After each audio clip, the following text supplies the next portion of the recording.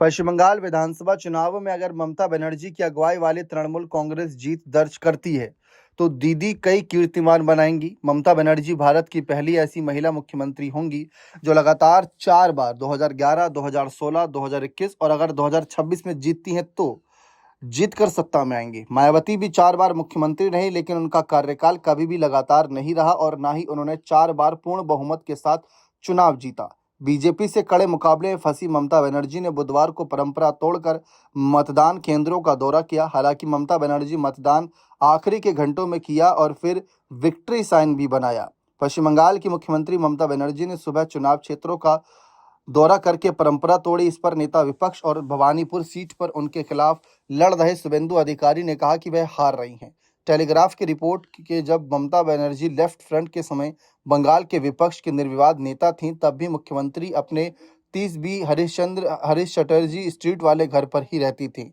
इस बार ममता बनर्जी ने मतदान के दिन अपने रोजाना के रूटीन से हटकर बूथों का दौरा किया। ममता बनर्जी को कोलकाता के मेयर फिरहाद हकीम, मंत्री अरूप विश्वास और पूर्व मेयर और कभी करीबी रहे सोवन चटर्जी, स्थानीय पार्षद और दूसरे लोग उन्हें पोलिंग बूथ से अपडेट देते थे। 2011 में जिस साल तृणमूल सत्ता में आई थी वह भी अपने घर पर थीं।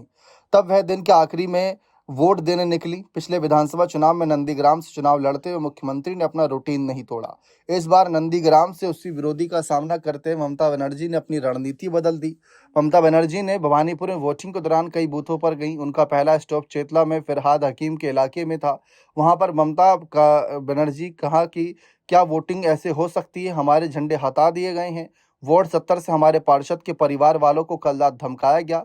उन्हें बोबी यानी फिरहाद हकीम के घर से बाहर निकलने नहीं दिया जा रहा।